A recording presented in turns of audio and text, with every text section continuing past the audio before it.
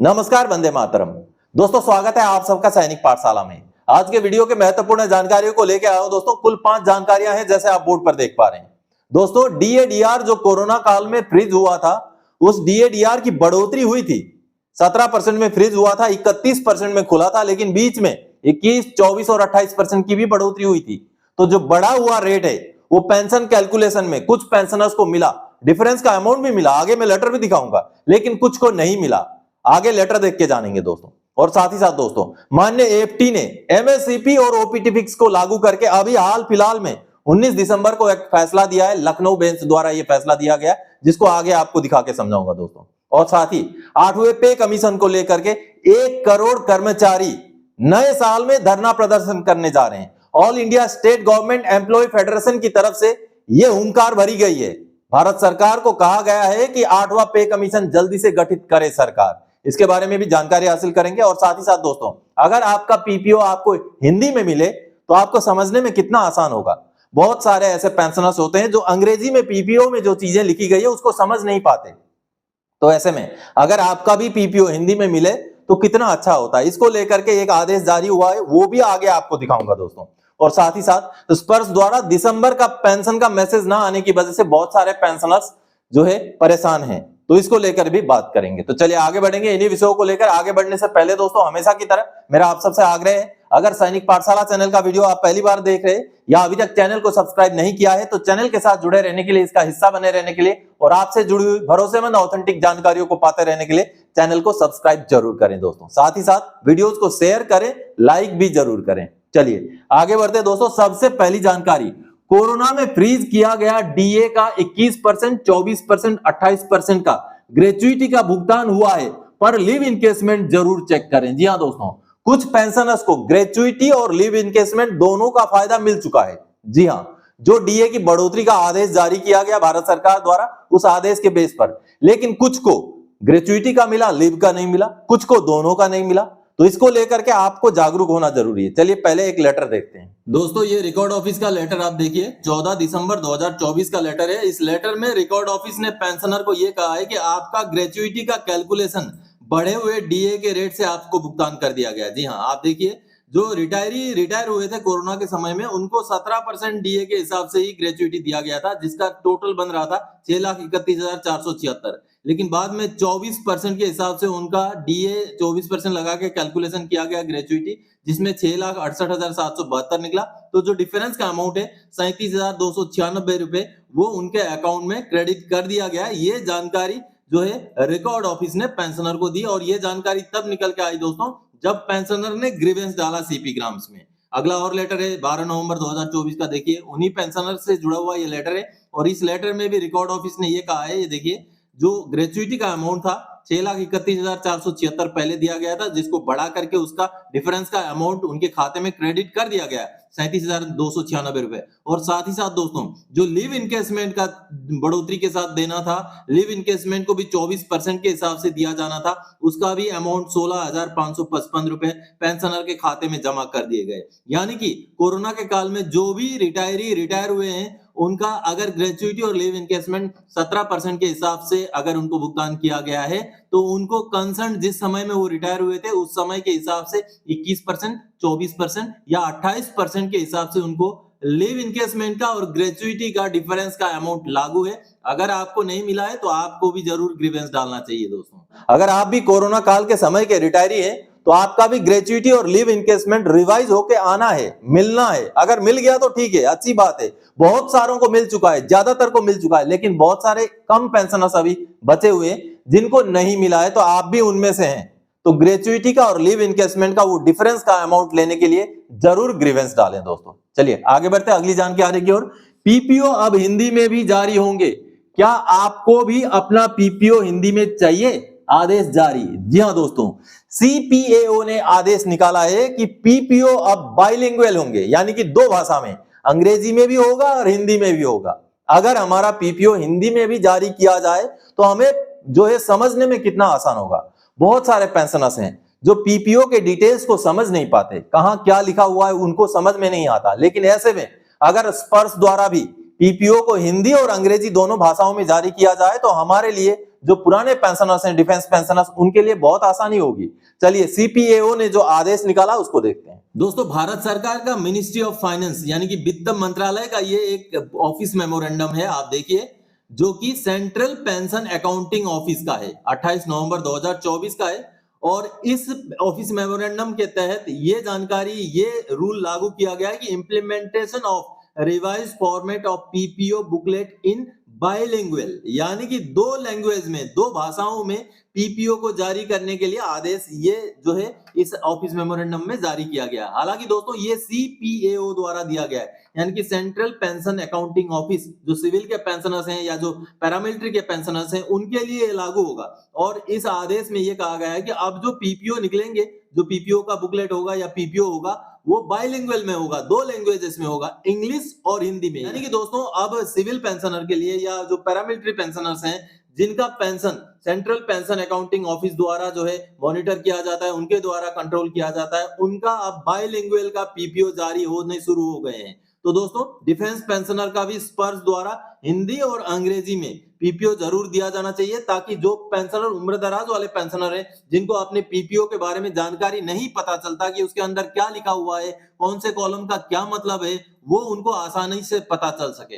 अगर सीपीएओ इसको लागू कर सकता है तो कहीं ना कहीं डिफेंस मिनिस्ट्री को भी स्पर्श के थ्रू से उसको लागू करके हिंदी और इंग्लिश का बाइलिंगुअल पीपीओ जारी करना चाहिए। दोस्तों चलिए आगे बढ़ते हैं अगली जानकारी की ओर। स्पर्श से दिसंबर का पेंशन मैसेज नहीं आया और पेंशनर्स परेशान, आज भी आए हैं मैसेज। जी हाँ दोस्तों, आज भी, आज 23 दिसंबर को भी बहुत सारे पेंशनर्स को एडवांस इंटीमेशन का मैसेज मिला है। तो जिनको जिनको एडवांस इंटीमेशन का मैसेज नहीं मिला वो परेशान है, क्योंकि इस महीना जो है, पिछले महीने आपने अपना लाइफ सर्टिफिकेट सबमिट किया था, तो उस वजह से इस महीना अगर पेंशन का मैसेज ना आया हो तो आपको चिंता होना यह आम बात है।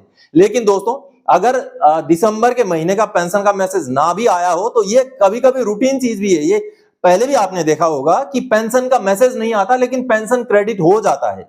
तो आपने अगर लाइफ सर्टिफिकेट सबमिट कर दिया है, आपका लाइफ सर्टिफिकेट स्पर्श के अंदर अपडेट हो गया है, तो आप पेंशन मैसेज ना आने को लेकर के चिंता ना करें, आपका पेंशन क्रेडिट हो जाएगा।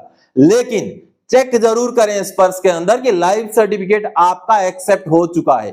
कुछ पेंशनर्स सोचते हैं कि ये जो सर्टिफिकेट है, इसी सर्टिफिकेट को वो लाइफ सर्टिफिकेट सबमिट हो जाना यानी कि एक्सेप्ट हो जाना मानते हैं, लेकिन ये सर्टिफिकेट आपको जीवन प्रमाण ने दिया है कि आपका लाइफ सर्टिफिकेट हमने सक्सेसफुली ले लिया है। लेकिन वो आगे स्पर्श में अपडेट हुआ कि नहीं हुआ, वो आपको स्पर्श के अंदर जाके ही चेक करना है।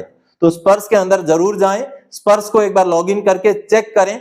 अगर आपका लाइफ सर्टिफिकेट अपडेट हो चुका है, ड्यू डेट बढ़ चुका है, 2025 का ड्यू डेट आ चुका है, तो आपको चिंता करने की जरूरत नहीं है। स्पर्श द्वारा मैसेज ना भी दिया गया हो दिसंबर का, आपका पेंशन खाते में जरूर आएगा। चलिए अगली जानकारी की ओर आगे बढ़ते हैं। नए साल में 1 करोड़ कर्मचारी करेंगे देश भर में धरना प्रदर्शन। मुद्दा है 8वां वेतन आयोग। जी हां दोस्तों, चारों तरफ से 8वें वेतन आयोग को लेकर के केंद्र सरकार के ऊपर दबाव बनाने की कोशिश की जा रही है। जी हां, चाहे स्टेट गवर्नमेंट के ही एम्प्लॉइज के यूनियन क्यों ना हो, चाहे सेंट्रल गवर्नमेंट के क्यों ना हो, सभी ये दबाव बनाने की कोशिश कर रहे हैं और करना भी चाहिए, ताकि 8वां पे कमीशन सरकार को लाना पड़े। तो ऐसा ही एक दबाव बनाने की कोशिश all India state government employees federation की तरफ से की गई है। चलिए रिपोर्ट देखते हैं। दोस्तों ये जनसत्ता की आज की खबर है, ये देखिए, जिसपे 8वें पे कमीशन को लेकर के एक अपडेट जो है दिया गया है। यहाँ पर देखिए, 8th पे कमीशन 8वें वेतन आयोग में देरी, 1 करोड़ सरकारी कर्मचारियों ने जताई नाराजगी, नए साल पर देश भर में विरोध प्रदर्शन। जी हाँ दोस्तों, बड़ी बात है कि 1 करोड़ कर्मचारी अगर देश भर में विरोध प्रदर्शन करें तो कहीं ना कहीं सरकार के ऊपर भी दबाव बनाने की कोशिश होगी, एक बड़ी कोशिश होगी। दोस्तों यहाँ पर आप देख पा रहे हैं 23 दिसंबर 2024 की ये खबर है, और इस खबर में क्लियरली बताया गया है कि एक जो पेंशनर संस्था है, एक एम्प्लॉय का जो संस्था है, all India state government employees federation ने जल्द से जल्द 8वें वेतन आयोग को गठित किए जाने की गुहार लगाई है। तो बड़ी बात है दोस्तों, चारों तरफ से अब केंद्र सरकार के ऊपर दबाव डालने की कोशिश की जा रही है कि केंद्र सरकार कहीं ना कहीं 8वें पे कमीशन की जो मांग है उसको संजीदगी से लेते हुए 8वें पे कमीशन को आगे घोषणा करे, 8वें पे कमीशन को बैठाए। नहीं तो अगर समय रहते 8वां पे कमीशन गठित नहीं किया गया तो कहीं ना कहीं उसको इम्प्लीमेंटेशन करने में भी समय लगेगा। तो एक बड़ी जानकारी है जो कि 8वां पे कमीशन को लेकर के अब मांग और धरना प्रदर्शन की ओर पेंशनर्स और कर्मचारी आगे बढ़ रहे हैं। जिसकी शुरुआत आप देखिए all India state government employees federation ने कर दी है कि नए साल में अब आने वाले समय में 1 करोड़ कर्मचारियों के साथ जो है धरना प्रदर्शन किया जाएगा। तो बड़ी बात है दोस्तों, सरकार के ऊपर दबाव बनाने की ये बहुत बड़ी कोशिश है। इसी तरीके से अगर चारों तरफ से दबाव बनाया गया तो सरकार को 8वां पे कमीशन बिठाना पड़ेगा। चलिए अगली जानकारी की ओर आगे बढ़ते हैं।